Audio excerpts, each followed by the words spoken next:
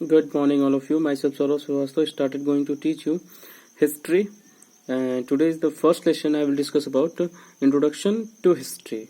So, first we know that what is history. Okay, so just as our family album records past events in this family, history records that past of our world. Okay, अगर हम अपने घर की पुरानी album को देखना शुरू करें तो हम उन पुरानी एल्बम से जान सकते हैं कि पुराने जमाने में कौन कौन था या लोग कैसे थे, क्या काम करते थे, ये सारी चीजें हम उससे जान सकते हैं.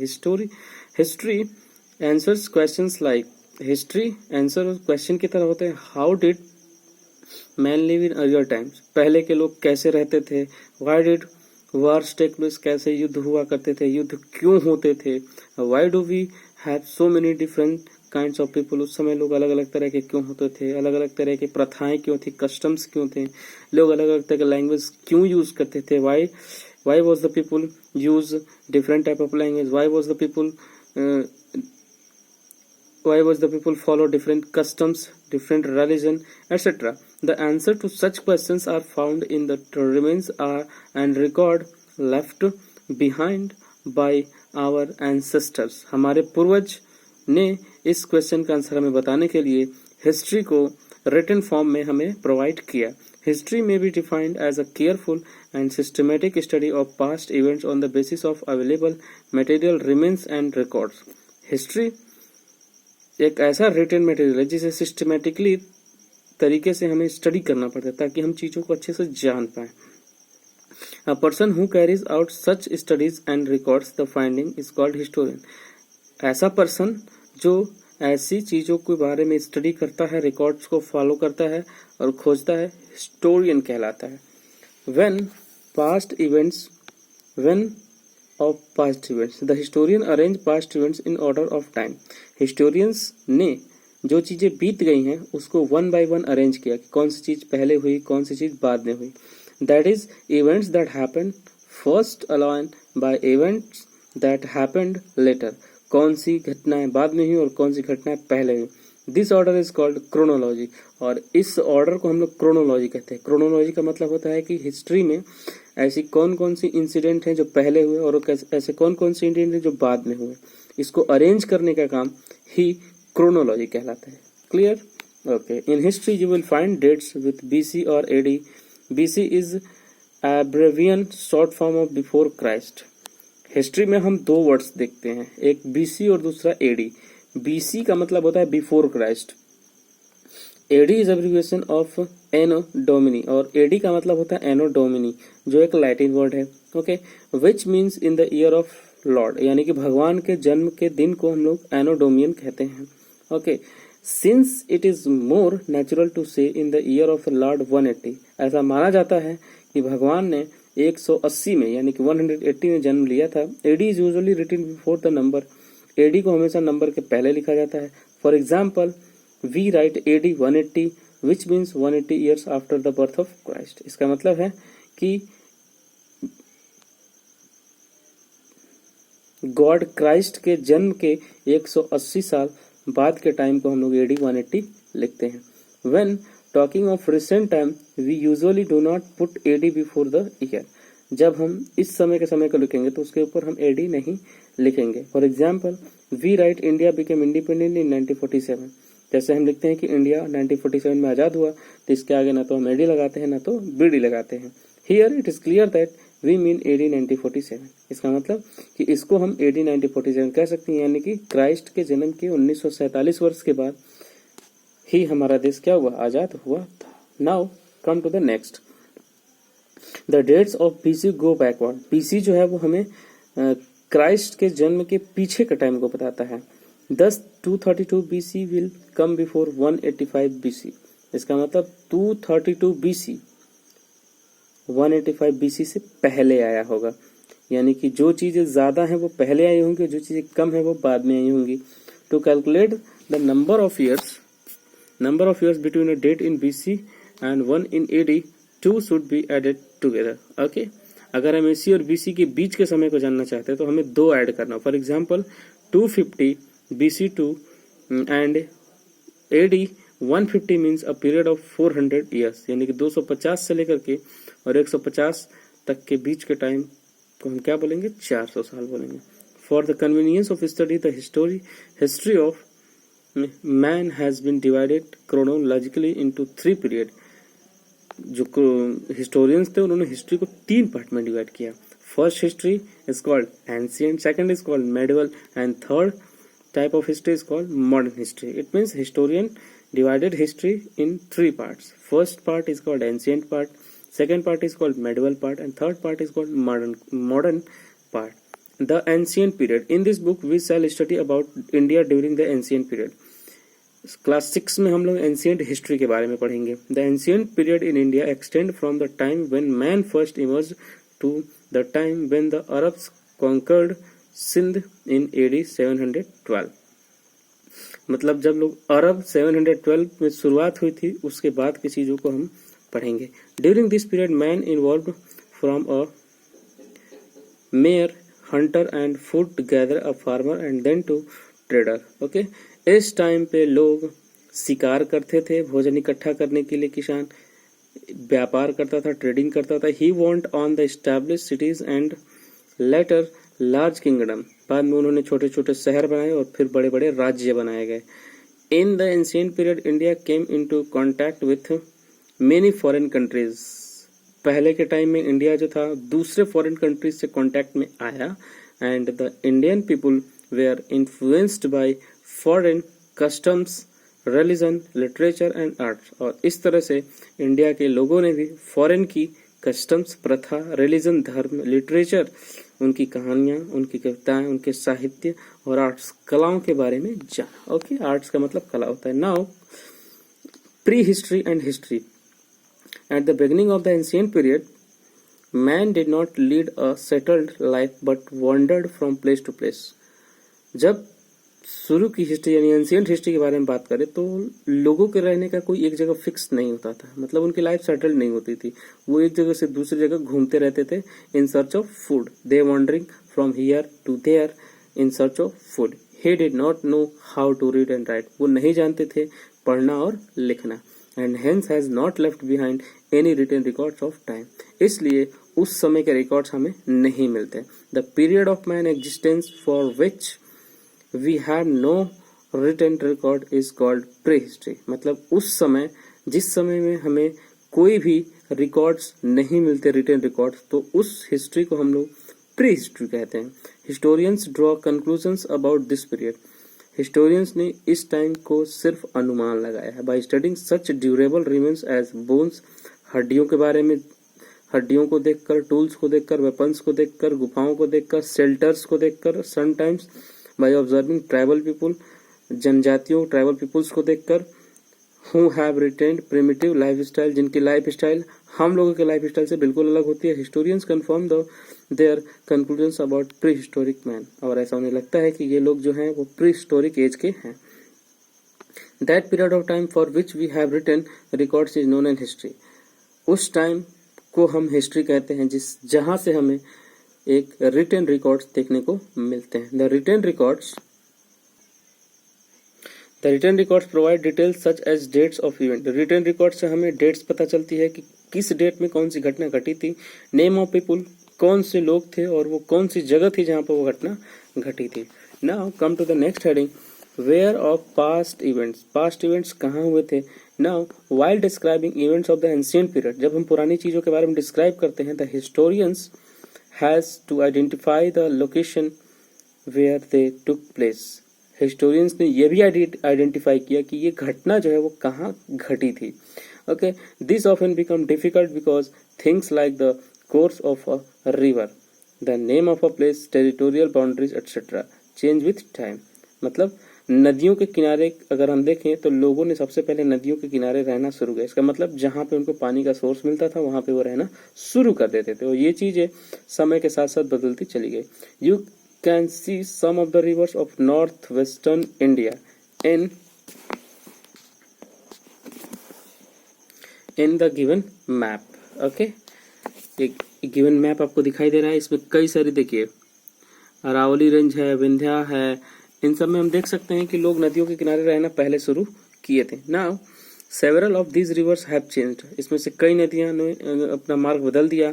There ancient course have got new names, और बाद में इन नदियों के नए नाम रखे गए। Okay, the river Saraswati has dried up, Saraswati river जो है सरस्वती नदी वो समय के साथ सूख गई। Only a part of this river now exist as the river Ghaggar, और इसका एक छोटा सा पार्ट घग्घर नदी के नाम से जाना जाता है। Now come to the next paragraph.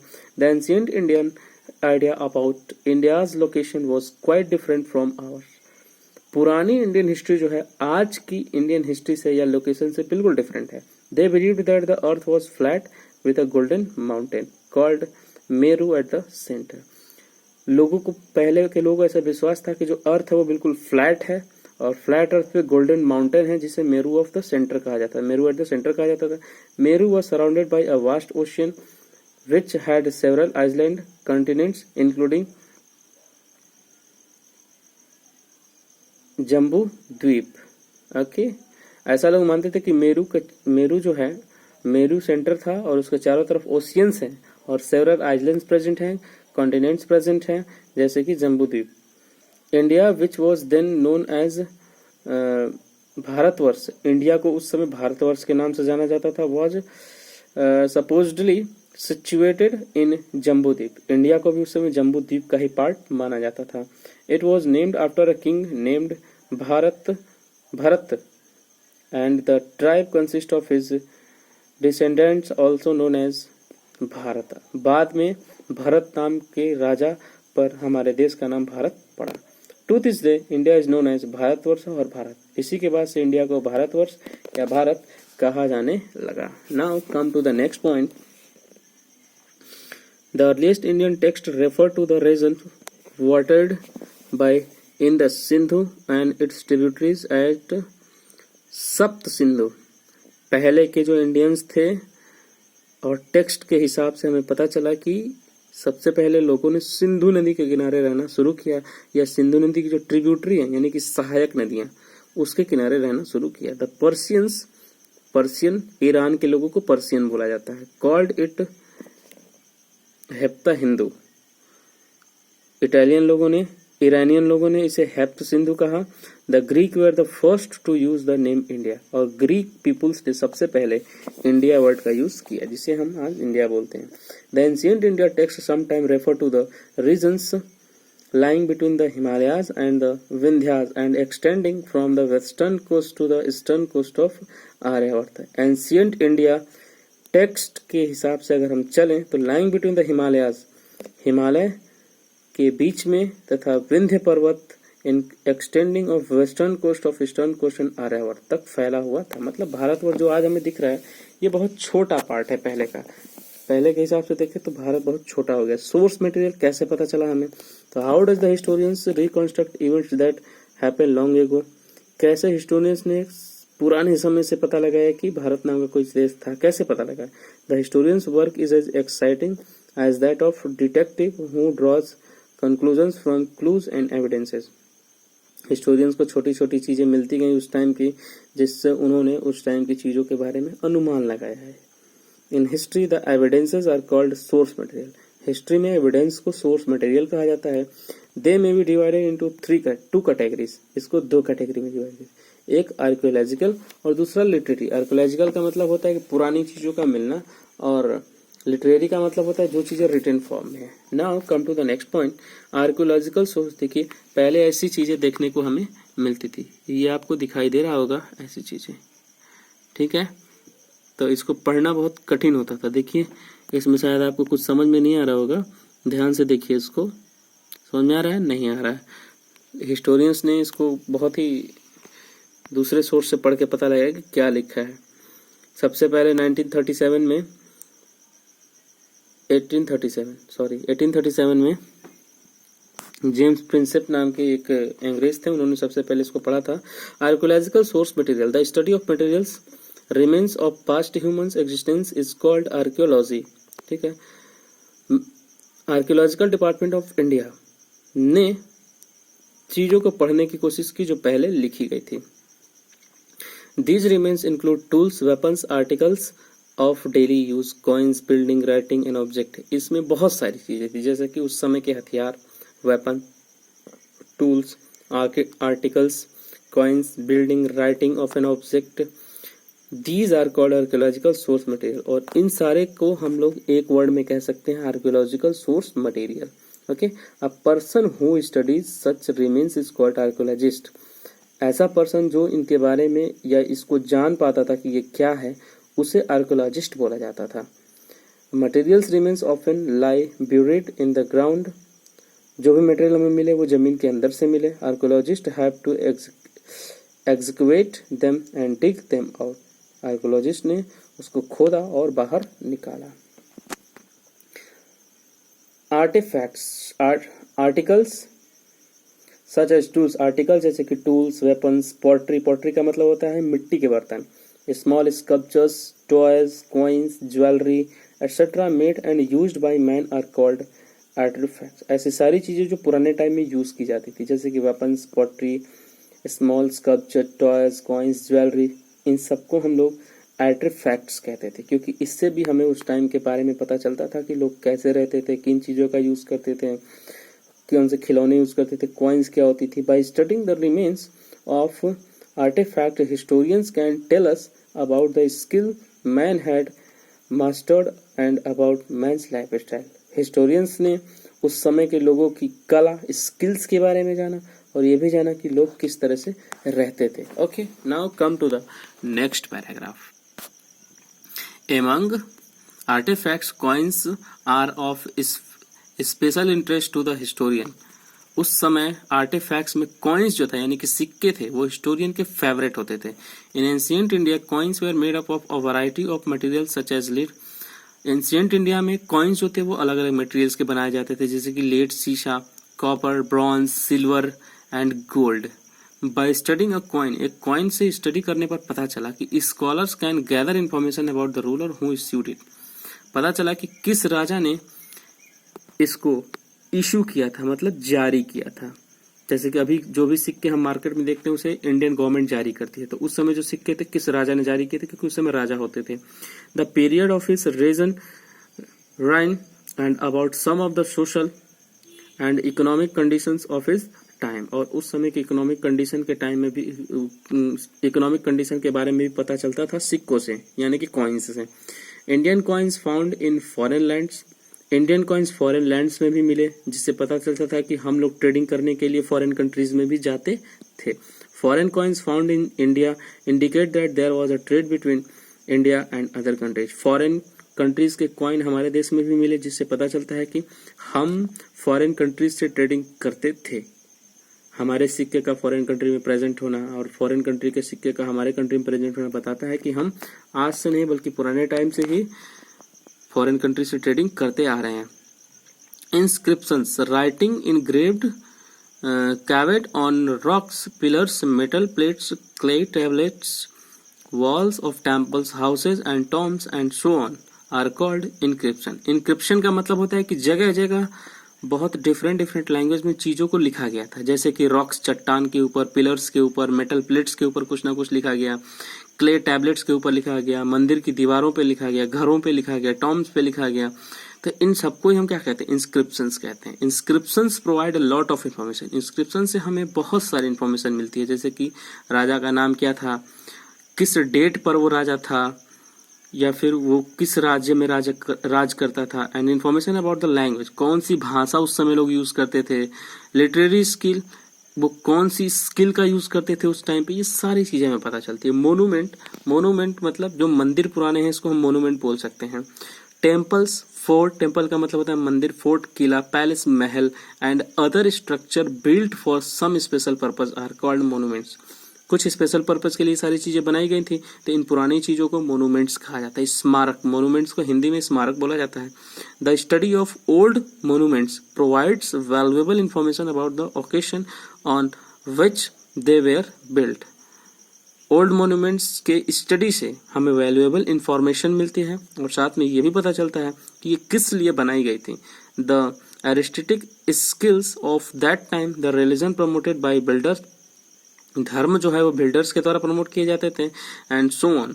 The Sanchi stupa, the Ashokan Pillar, the University of Nalanda, and the Sur Temple at Mamallapuram are some examples of Indian monuments built during the ancient period.